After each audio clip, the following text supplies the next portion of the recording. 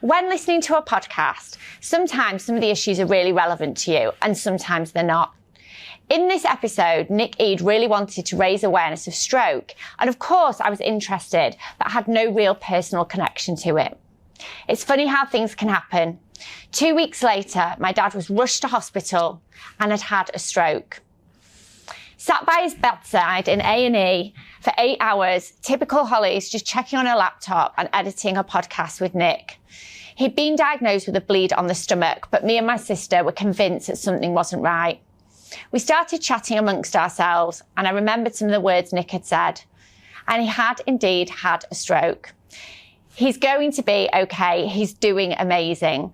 But it made me realise how important it is to raise these issues of things that maybe don't affect us yet, but might. So this episode is a big thank you to Nick for all the work he does around stroke, and a big thank you to my dad for his determination, making me even more determined every day. Welcome back.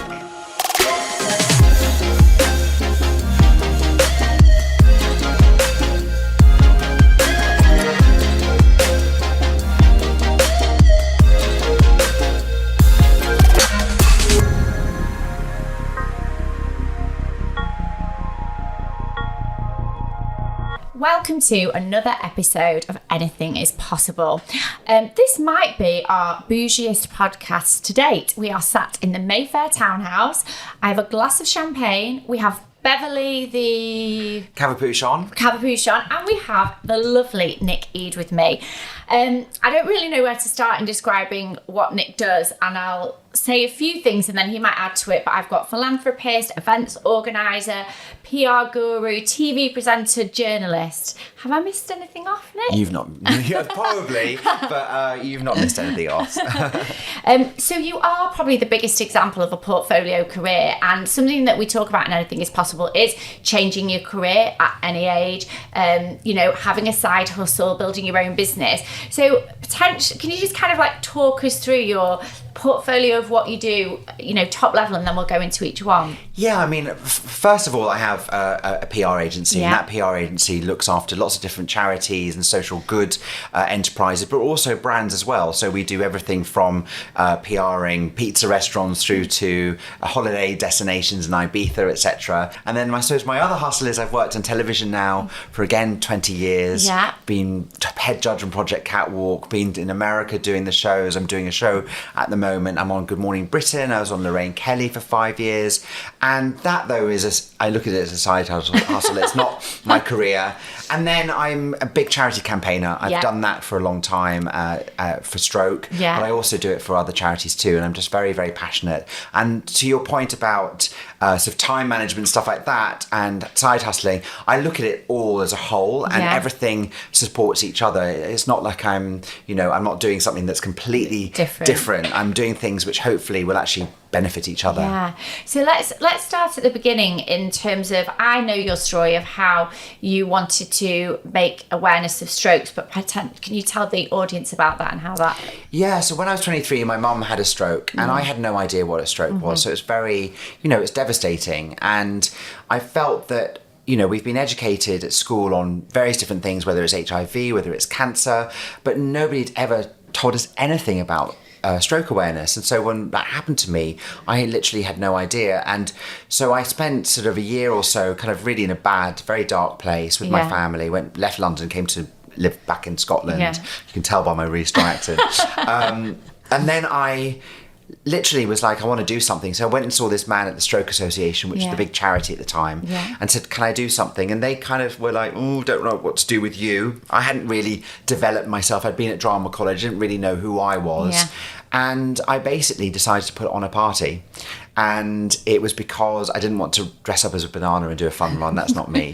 But I could, I had lots of friends who I knew would come if I put something on. Yeah. So I went and saw this guy who's actually a good friend now. He's got an events company called Terry Hart. Oh, right, okay. Who runs, it's called My Beautiful City. They're very cool. They do lots of fashion events. And he was running this bar called Denim, which was in St Martin's Lane. Yeah. And I literally knocked on their door and said, look, if I put on an event, would you give me some free drink and would you let me have this date? Yeah. And they said yes. So I was like, oh my God, this is really exciting. And then my neighbour at the time, around the corner, was Patsy Palmer. Love her. And I literally doorstopped her and said, you've got to come. And she was like, actually, yeah, I'll come. And did you know her? Didn't know her at all. I literally was just like, you know, if I'm going to do this, I'm going to go big or go home. I thought I'm just going to go big. Yeah. And then I'd seen that Jamie Oliver's family members had a stroke, and so had his wives. Yeah. So I got in touch with him and invited them. And he was the Naked Chef at the time. He wasn't a big star as he is now. And he said, yeah, I'll come. And so by the end of this, sort of putting this event together, I then faxed, I mean, this is how long this is ago, I faxed a guy called Mark Moody, who was the editor of OK Magazine. He did all the social pages, and asked him to cover it. And I was like, oh my God, he faxed me back saying, yes, I'll cover it. No, didn't know anybody, didn't know a single person. I just did it because I was passionate, and there was nothing stopping me because I wanted to make a difference. And then this event happened, and we raised money, we raised awareness. Everybody from Sid Owen, who played Ricky and Patsy, and Barbara Windsor, you know, all of them came. And it suddenly made me go, oh, okay, so I can do this. It's not what I thought I would be doing. I wanted to be an actor, but actually this could be something that I could carry on doing. And so that kind of gave me my first sort of real taste of putting on an event. At the time I was working at lastminute.com. I set up the entertainment department of it when it was, you know, a fledgling internet site. And then when, you know, I was there and there was 45 people, and when I left there was like 500 people. But you know, I spoke to Martha and Brent, who everybody knows, and sort of said to them, would you sort of sponsor this event which will leverage your brand but also be great for sort of corporate social responsibility, which was something that people never spoke about in those days. And I was doing it from a really early sort of start, and then I began to just get more passionate about it, and sort of integrated everything I did with something that was a bit altruistic. Because that's interesting, because I think, you know, we all, I mean, particularly women, we want to ask for a favour or want to ask for somebody to help, and we feel cheeky, or, you know, or imposter syndrome, which we're going to talk about. What kind of advice would you give to someone that, like, wants to ask that question? It's like on the tip of their tongue, and they feel like, oh, I don't want to look stupid, or I don't want to know. How did you break through that? I think it's just asking. It really is having the confidence to ask, and also you're only going to get a yes or a no. That's it. You know, and you're prepared for it. It's not like you're not going to be prepared for a no. And if you get that knockback, then you just go somewhere else. That door is closed. But to be honest, if you've got something that's you're passionate about, and if you're doing it in a really sort of altruistic way, and you're doing it not for your own gain, you're doing it for the gain of the greater good, then people normally will actually say, you know, I will help you, or if I can't help you, I'll do this, or I'll donate that, or actually, yes, but I can't attend, I'll give you X. And people are generally pretty aware and pretty happy to do that. I do think, though, that if it's somebody that you meet that you know they're very passionate about one thing, and that's really what they concentrate on, there's no point asking them to do something for you when you know that's not really their bag, and it'd be stupid to do that. So with strokes, you have raised a lot of awareness, and also across sort of age groups, that it's not, you know, it doesn't just affect the elderly. And I think one thing I've heard you say before is we have to understand that it's damage to the brain. It's not just, oh, a stroke and, you know, you lose a side of... Do you want to just explain a bit more like that? Because I think it's... I mean, a stroke is... I think the word stroke, as you've just highlighted, may be the wrong word. And I think now people are using the word brain injury, because that actually highlights it in a much more specific way. You know, if you say to somebody, I've got injury, they go, okay, and if it's your brain, they'll know that that's going to affect you in lots of different ways. And I think from an early age, meeting people who've actually had stroke, it suddenly made me realise, actually, how do we create awareness? And so that's why I set up Star for Stroke, which is my foundation. Tell everyone about that. Well, Star for Stroke, I've always done collaborations. So I was doing it for the Stroke Association. The first one I did was with this fashion company called Little Mistress, which is a well-known, you probably know them, and they are a fast fashion brand. And we created this lovely black dress, rather than a little black dress, a lovely black dress, because for me it's all about being inclusive. So it doesn't matter what size or what shape you are, it's about feeling and looking good. And I wanted to use fashion as a conduit, because obviously I'd done Project Catwalk. I knew that fashion is a really great way of communicating different things. And if you see with, you know, fashion targets breast cancer, if you see Naomi Campbell doing her stuff, it works really well. And I thought, well, if I create dresses or T-shirts or have swing tags with information about stroke, and they're really stylish product, people will buy them, and a byproduct of that will be that they go, oh my God, that's for stroke. your nan had that, or your brother had that, or somebody had it, and you're raising awareness, but also you're feeling good and looking good.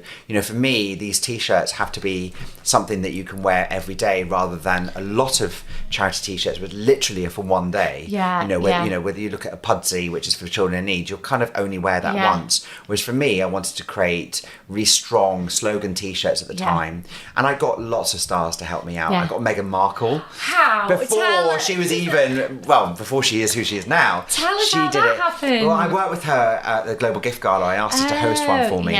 I got Kelly Rowland's doing, Kelly Osborne. I had Ashley Roberts, Mel B did one for me, Sarah Jane Crawford. Loads and loads of different people did them for me. And they were called famous last words, because the idea was that when you have a stroke, some people have a thing called aphasia, which is where they can't articulate. And actually it's what Bruce Willis has. And that's why he stopped acting. And so I felt like, what would their famous last words be before they might potentially have a stroke? And it creates a conversation, and people wanted to get involved. And we partnered with Boohoo for 4 years, which was amazing. And everybody came to launches, from Brooklyn Beckham through to Victoria Beckham helped out. So we've done a lot, and it's really a case of using celebrity to leverage something that's doing good. But the journey with stroke especially is literally still at its infancy. It frustrates me when I see people devoting hours of TV time to different things. When stroke is first of all the biggest cause of disability in the world, and the third biggest cause of death in the world. But like you've and I have talked about with your own personal relationship with stroke, is that people forget that it creates a huge mental health issue post-stroke. The rehabilitation isn't just what the NHS give, which is around about 8 weeks. This is for the rest of someone's life. There's the fear of having it again. There's everything from sexual health through to mental health, through to relationships, that people forget. There's a fear that if you maybe intimate with somebody, you might have a stroke during that. There is so many things that people don't talk about, and so I'm trying to sort of normalize it and make it into something which is talked about. And I'm doing that hopefully with some really great people. Alex Murphy from Dancing on Ice. She had a stroke on the ice. And she still got up, and she's on television, and she's an influencer now, and she's still only 32. So it's interesting. People like Emilia Clarke, who I've talked about from Game of Thrones, she had a stroke while she was actually doing Game of Thrones. And Jessie J had a stroke. So there's a lot more people that we think, and obviously people like Luke Perry from 90210 and from Riverdale, who passed away from one. So hopefully I'm banging the drum a bit. It's normalising, isn't it? And I've talked to you about a friend, and I've actually asked him to give me some context. So I've got a friend who's 44, Jake, and he in the last couple of months has had a stroke. It came from absolutely nowhere, and I think it's really important to build this awareness, because he said he was the healthiest he'd ever been, going to the gym, PT. So I'm just going to read his little story, and I'm sure it'll resonate from people that you've spoke to. So totally normal day, got up at 5:20, went to the gym, worked. He went to the bathroom and felt a strange electric sensation through his body and dropped his phone. He went to pick it up, couldn't use his left hand, and looked in the mirror and said it looked like the left side of his face was melting. And what happened then was they called for an ambulance, and he said he knew it was a stroke because he'd watched all the adverts on the TV. So that's great for that awareness. He was waiting an hour and 15 minutes for an ambulance, thinking he was going to die. So the PTSD off the back of that, the flashbacks he's getting. But I said, so his is unknown, the cause at the moment. He's having heart tests at the moment. But lasting effects, which is what you are really keen to make awareness from. So minor left side weakness, but the things that are worse are hidden. Short-term memory is just very poor, struggle with numbers, restless leg syndrome, phantom pain in the left-hand side, struggle to concentrate, get frustrated, mentally slower, forget all my words, and I'm knackered. And also get massive sensory overload in busy places. But the hardest one of all is I don't feel like the same person anymore. I feel like I've lost some of myself. For anybody of any age who's had a stroke, the biggest fear is that they're going to have another one and it's going to be worse than the one before, and that's a real shame. Yeah. So tell us how you've done this event for the Stroke Association, and you've talked about you worked in PR for 25 years. How did you come to set up your own business, and how did you, like, your niche is that you work with brands that do good. How did all that come about? Because there'll be a lot of people wanting to set up on their own listening. To be honest, it was really a case of I had been I'd worked, when I got to 30, I was literally kind of just like, I wanted to be on television because I wanted to communicate more, and it used to really frustrate me that I couldn't get as many people to support my charity work. So I basically made a conscious decision to get on TV. Wow, I didn't know that was one of the reasons. Yeah, and it was literally my biggest drive was to do that, because I was so frustrated that I could do all this stuff, but I just wasn't getting to where I wanted to be. Yeah. So I went and became a runner for a company called Shine, which is a big television company owned by Liz Murdoch. It's huge. And I was literally making tea for people who were half my age, and it was soul destroying, but also I was learning stuff, meeting every celebrity you can ever think of who were coming in, having a meeting to do television. And I was helping out with a bit of creating new show ideas and sort of auditioning people, and I became like a bit of a filter for any of the talent that came through. I would say, oh, they're brilliant, or they're not. It was a bit like, okay, quite fun. Yeah. And then I'd been there for about 6 months, and really was I'd split up with my partner. Yeah. I'd given up my career, a very good career. Yeah. And I thought, right, what am I going to do? And I called my dad up. I was like, I think I've really messed up. I might have to move home. I had no money, literally it got bad. Yeah. Because you're getting paid as a runner, it's nothing. And living in London. And living in London and living the life I'd lived before, as living a great life. Yeah. So anyway, it was Christmas. It was the day before Christmas Eve. I was putting my boxes together. The big clap in the church where the business was, and I was like, oh my god, what's happened? They go, we just had this show commissioned called the Russell Grant Show, and Russell Grant, if you don't know, is a big, very famous astrologer, and he had a daily chat show on Sky One, which got commissioned, and they called me up to Liz's room, and I was like, oh, I'm just going now. I was like, congratulations. They went, no, wait here, and I'm like, what? They went, we'd like you to be his co-host. So I literally went from giving people Diet Cokes to becoming, within 2 weeks later, after Christmas, a co-host on a daily show on Sky One in front of, viewers. I was called Starstruck Nick. I then went and interviewed all the celebs on the red carpet. Yeah. I went to all the events. I asked to go everywhere, from Elle Style Awards to everything. So it literally changed my life. Yeah. I was, my dream had come true, and it was amazing. So I did that for 6 months, and then I realised very quickly that that television, unless you're in the top 1%, it's not going to make you loads of money. You literally, you're on a show, but you'll be getting paid £200 a day. Right. And then with tax and then having to look good, it's really nothing. Yeah. And in those days, it wasn't influencer. I mean, I wish it had happened, or the internet was then, because then you could be monetizing everything you do. It's very different nowadays. Whereas in those days, it was difficult, it was very hard. So I basically was, this is another crazy story. So Jennifer Ellison had seen me on the show, and she'd been one of our guests. Yeah. She was on a show called Hell's Kitchen, which was with Gordon Ramsay. Yeah. And it was her 21st birthday party. Yeah. And I got a phone call from her to say, I saw you on the show, I met you, I love you, would you organise my 21st birthday party? And did she knew you'd done events? No, she knew nothing. She knew no idea. So I basically went to OK Magazine. In those days, they paid lots of money. Yeah. They gave me 80 grand. And I spoke to Lisa Vanderpump. Yeah. She owned Jewel, which is an amazing place in St Martin's Lane. And I put on this event where Gordon Ramsay made the cake. Bros came to it. We had all the cast from the show, from Hell's Kitchen. It was the most extravagant, amazing, most glamorous event. It was literally everywhere. Yeah. It went everywhere. She was going to go and be Roxy in Chicago the following month. So it was this amazing kind of thing. And I just did that literally from scratch. And I suddenly went, oh my God, could be a business. Love it. Yeah. And I love it. And I should monetize this. And then Patsy Palmer, who I'd known from years ago, she was launching a fake tan brand. And I said to her, can I do the launch? And she was like, yeah, of course you can. So suddenly I was doing this launch, and that's why I set up, it was called Eden Lifestyle at the time. Yeah. And I set it up with a friend of mine called another Nick, who we don't work together anymore, but you know, we had a great working relationship for about 15 years. He had already had his PR agency, so he understood that side of it, and the kind of the business side, because I'm not a businessman. That's never been something. I'm a creative, I'm a doer.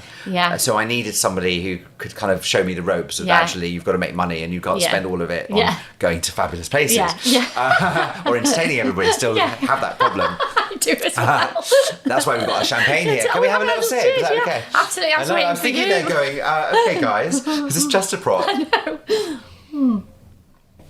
So it really was, that's how it all went together. So suddenly I was organising events and then getting on these clients like Patsy and doing, you know, then I had to obviously employ someone to kind of do the work and got some juniors to really help me. And they're really, I mean, the girl, Cassie, who was my first ever person to work for me, she's now doing my personal PR, you know, 20 years later, which is amazing. She just took her on. But I was also, the television career was going in tandem. It was perfect. So then I got Lorraine Kelly's show, and I was doing all of the lifestyle stuff on that. So every Friday I would be showing Lorraine what to get for Christmas or what to get for Father's Day.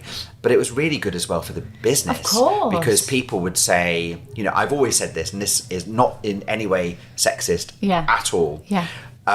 But the money man might be the husband. But when he tells his wife, oh, the guy that's doing the PR is on Lorraine Kelly's show, or he's this, they love it. They're like, of course. And that's how we launched the business. It was about being friendly, being open, having that touch of celebrity, which is exciting, and building it like that. And since then, we've carried on, and it's still does as well as it did then. So our other, kind of weird connection, I guess, was that I saw that you work with the Global Gift Aid Foundation, and I had been following Eva Longoria for a long time, as you know.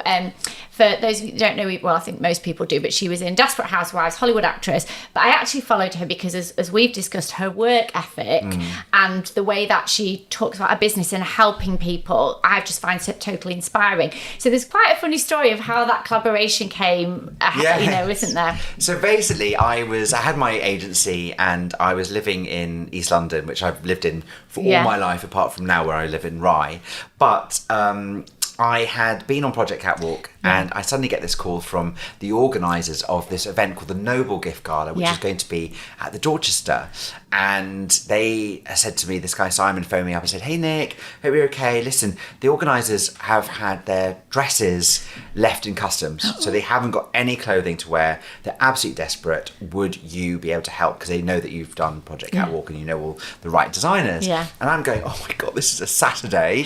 Everything's closed. Nobody's around. All the PRs are at home or nursing a hangover. So I'm not going to be able to help. So I called around every single person I knew. I got quite a few dresses, and I got them sent to the Dorchester. Now, the sizing was kind of crazy for me as well, because everyone was like, you know, there's a size 6, a size 8, size 10, you know, there's 3 women. I was like, okay. And, you know, again, I hadn't really researched anything. I was like, I'll just do it, you know. Someone what made you want to do it? Is it kind of like you're a giver? So if you I'm a giver. I was like, well, you know what? You've asked me if I can do it. And of course, if I can. And they hadn't told me it was Eva Longoria at the time. And so it was just, you know, my client, Maria, and the team want this.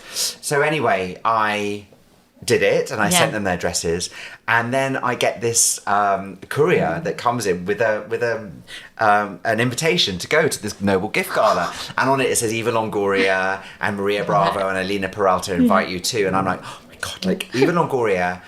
If ever anybody knew me before, obviously a massive fan of Desperate Housewives, but I'd always said on television interviews that she was one of the only people who you could spin 360 and they'd be beautiful even from behind. I know it sounds really bizarre, but many people aren't. We've all got, you know, Mariah Carey I love, but we've all got different sides that we like. You and I do. You just said it. Beverly's fine. She's got her sides of 360 like Eva, but Eva's one of those people that literally just has it. And, you know, now knowing her aura is 362. It's fabulous. And so I had this invitation. I knocked on the door to my neighbour. I was like, oh my God, God, this is crazy. And she's like, is there a +1? I'm like, yes, we're going to the ball. And we're like Cinderella. And within about 20 minutes, we had scrubbed, shaved, everything. Yeah.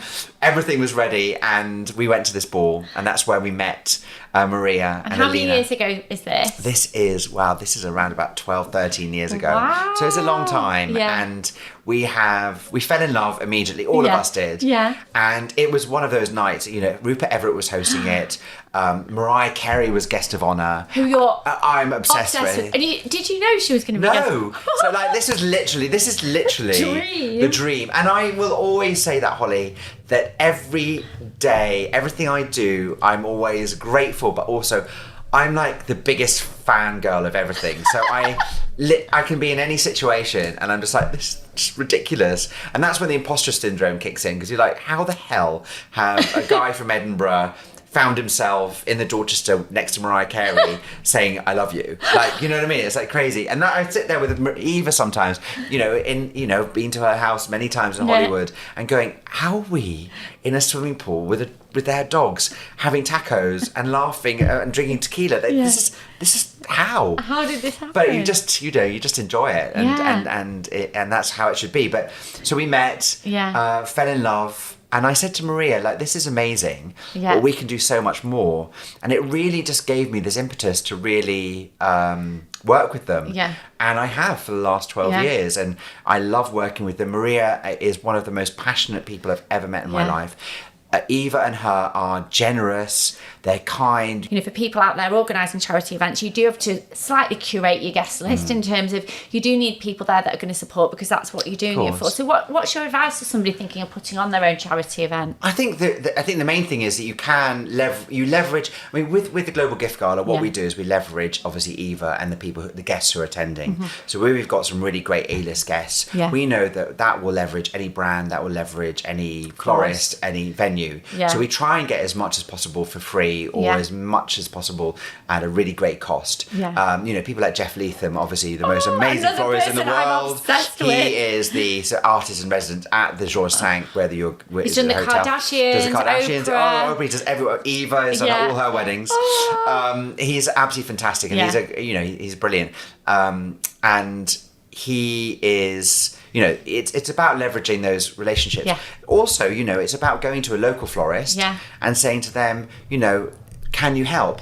Because they probably can. And from their CSR, if they're seen to be putting on the flowers at a gorgeous event and people are taking pictures, it's great for them. So it's about sort of leveraging, but never taking the piss, as I say. So giving them a package, whether that is branding on the step and repeat, whether that's a really lovely program, advert, whether that's a verbal mention on the stage, whether that's a couple of tickets themselves, either to the actual event or the after party. So it's just about that. And really, as you say, creating a guest list of people who are going to spend money, who are going to put their hand up. Sometimes it's also interesting, you've got to leverage the difference between people buying a ticket. Is it worth them buying a ticket, or actually saying, no, you don't need to buy a ticket, but you can put your hand up because they'll raise more money that way. So you've got to understand this whole process of that. The Global Gift Gala is a very intimate event. It's around about 150 people. So it's very intimate. And that's why it's so great, because everybody who goes feels that they're actually part of an intimate party and gathering to do some good. So that's why I love it, But I've done big events in Manchester, where we've had 700 people, which is a little bit different. Ticket prices are lower, but you've got more people there, so you can make just as much money.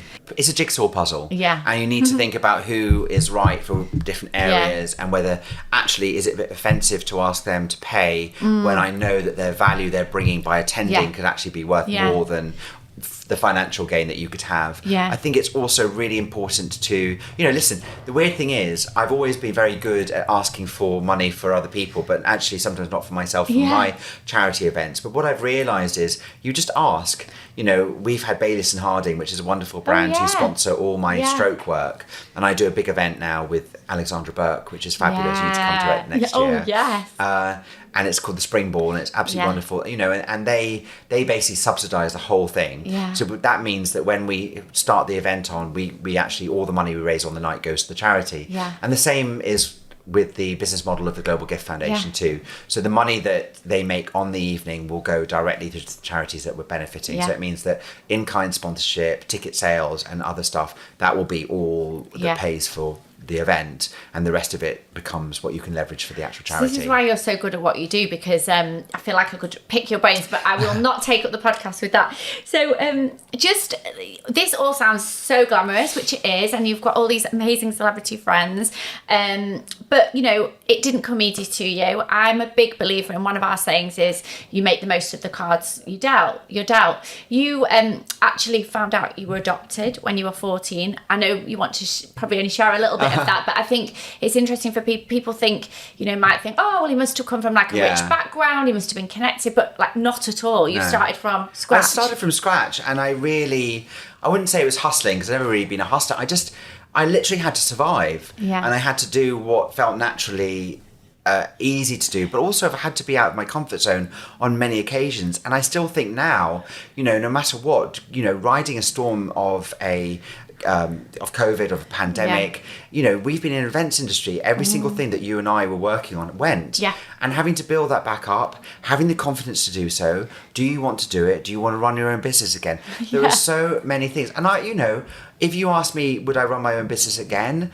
I would have to question that, because it's one of the most difficult but also rewarding things. It's soul destroying, and you don't have a safety net. The buck stops with you, and it's constantly about you, and that is a very difficult thing to carry on. And I think from a personality point of view, it takes a really strong person to deal with that. And I've had early bereavement with my mum. You know, I've always been I've been kind of very, you know, I came out very late. I was engaged to get married. Did lots Really? What age did you come out? I came out when I was 23. Wow. So, you know, that's very late. And it took me a long time to do that. You know, again, like I'm saying about in those days, now I think it's amazing to see things on television that are so wonderful, that really encourage people to actually talk about their sexuality. And kids can say to their mum, I think I could be bi, or I think I could be trans. You know, and there's not so much of an issue there. Like Heartbreaker, which is on Netflix, is one of the best things. I wish I'd had that in my day. But, you know, I think it's all about being, as you say, courageous, and being really strong in your convictions, and also having a thick skin. And you have imposter syndrome, as you've mentioned, but actually, like, that's another term that can be bandied about. Do you want to tell us how that affects you and your anxiety? Because I'm sure there's a lot of people that relate out there. Well, I think imposter syndrome is about social anxiety syndrome, and the idea is that basically you feel constantly that you shouldn't be in the position that you're in, and that doesn't matter whether it's a position of authority or prominence. It's in literally every situation that anybody could be in. Whether, you know, I find it extremely hard, like today meeting you, Holly, to go and sit in that restaurant. That takes me a lot of time. It really? That takes me, I would say, an hour or so of negotiating with my brain that I should go and sit there on my own and order for myself some food. And it's a journey. Start at home when you're getting ready? It starts when I know that I've got to, I knew I was going to be early. Anxiety kicks in then to think, oh my God, I've got to sit there. And it's just something I've lived with.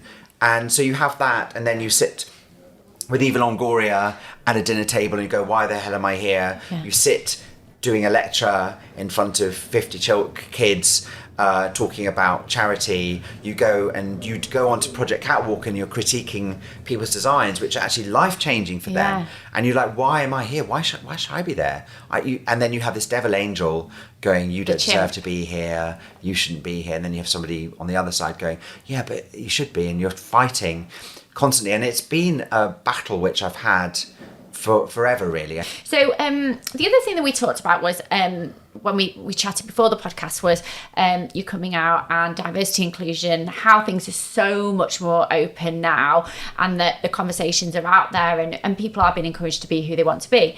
But we were also talking about a certain age group. You know, it's difficult for them to navigate. What do we say now? What don't we say? And I'll probably say the wrong thing now. You know, we did a charity event the other week for a company that is very much into diversity, sustainability, all the good things that we want to be.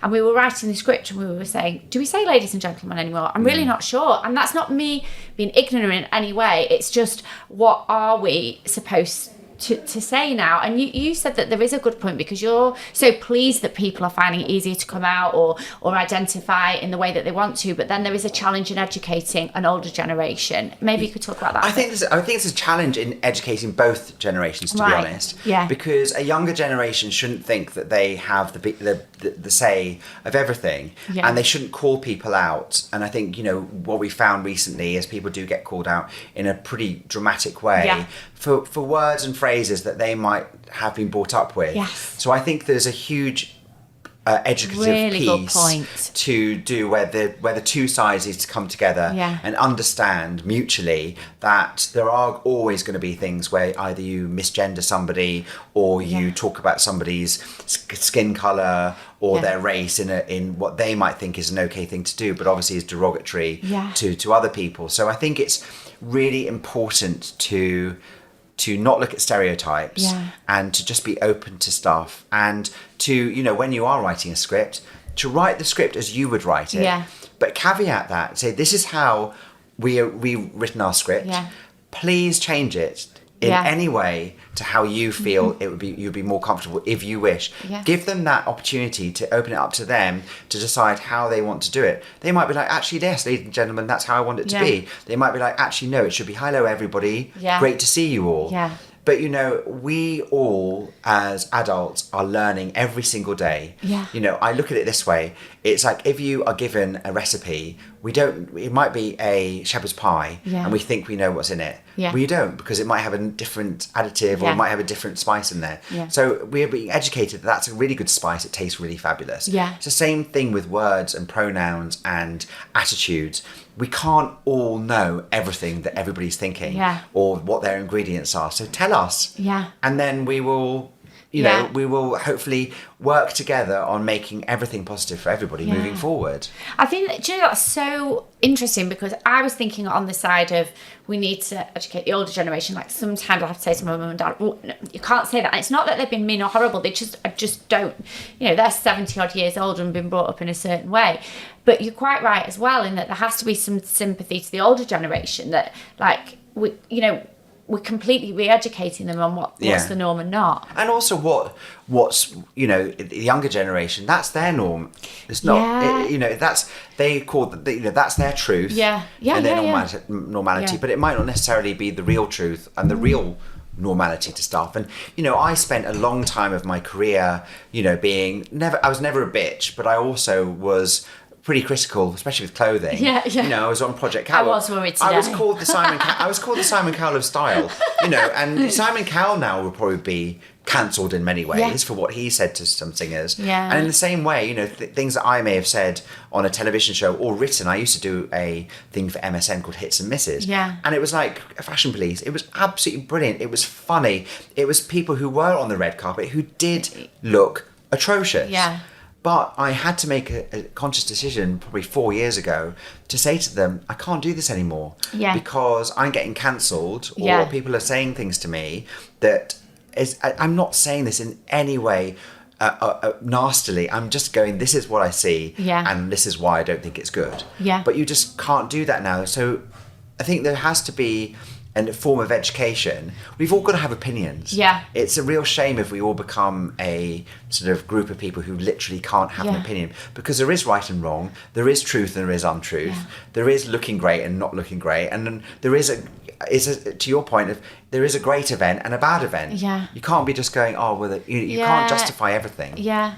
Is there much education happening in schools, do you know, around this? Like, I don't know. But... I don't know. I think there's some brilliant things like the Diana Award, which has got their anti-bullying, and what they do is they take the bully at school and they educate that bully to become basically a mentor. Right. So the mentee becomes the mentor. Is that right? Yeah. And basically they then can educate other bullies in other ways of utilising their anger or their whatever prejudice, etc., into a positive way. Yeah. So I think that is a really strong way of educating people. But I do think opinion is a good thing to have. And Yeah. I think, it's a shame if we become... Don't want to wipe it out, do we? Yeah, we can't. Yeah, it'd be a shame. Yeah, I'm not going to remember how you said it, but you said something amazing when we caught up before the podcast about this thing of like being able to reinvent yourself or try something new. I think, the main thing is that you can literally start from scratch anytime. You literally, you can't stop. And I love looking at people like Arlene Phillips is a great friend of mine. She's nearly 80. She's still choreographing. She's still judging. Is she really nearly 80? And she's just absolutely fantastic. You've got Iris Apfel, who you probably know is this amazing American fashionista with the big glasses. My best friend's just done a collaboration with her with Ciate, the nail brand, the makeup brand. And, she's 101 and she hasn't stopped. And I look at all these people like that don't stop, and they have so much energy. They have so much... they're so in touch with what's going on in the world. And I find that so exciting. So I don't think I'll ever retire. Listen, you say that you sit there, with all these celebrities and think, why am I here? And like, genuinely, when you reached out to me and said, could it be on the podcast? I'm like, why would he want to? Like, honestly, it's the other way around, because I isn't saw it? what you did. You know what I did? I saw what you do, and you're very passionate about what you do. Yeah. And I think that's inspired me. Oh. And I thought, that it's great to see people who want to come out of their comfort zone, like you have, and do something which is both empowering for you, but also educative for other people. And I think that's a really fun one. So we love to end this podcast with one question. The podcast is called Anything is Possible. What does anything is possible mean to you? I think, that's a hard one, because as you know, I think anything is possible. I really do. I think it's just having courage in your convictions, never not being able to ask for help. Yeah. Because I think, anything is possible, but if you need some help with it, ask for it. Yeah. Because people are generally pretty generous, and they'll say, yes, I will help you. You're going to regret saying that. Yeah, exactly. And I think it's also just being open-minded to all the different things that come into your life, and then deciding whether to say yes or no to them. Yeah. You don't have to say yes to everything, you don't have to say no to everything, but just enjoy what comes in. And I don't believe in manifestation. I'm not that kind of person. Yeah. But when you are open to things, they do come to you. Yeah. You're an absolute joy to spend time with. So many amazing stories, and you've got like a glow that's coming out of you. So listen, anyone that's not following Nick, you must follow him on Instagram. What's your Instagram handle? It's Nick Ede, Nickede. And whatever. And if you've got any questions, please DM me. Anything you need, like literally. I better not say that, but anything you need, you can always ask. And I do love that. People do ask me loads of questions, and I have people who want to do something for charity and they need some help, and I've always will ask or see what I can do. And even if it's resharing somebody's Instagram or what to call it, a Just Giving, etc. It's pretty easy to say yes. Yeah. Well, listen, thank you so much to you and the lovely Beverly for spending time with us this afternoon. I don't think this is the end of our chats and conversations somehow. I think we've got a nice relationship. So thank you everybody for listening. Don't forget, the Anything is Possible conference is on the 25th of March in Manchester 2023, and please subscribe and follow us so that you keep up to date with all the series and listen back to other episodes if you haven't heard them. Thank you.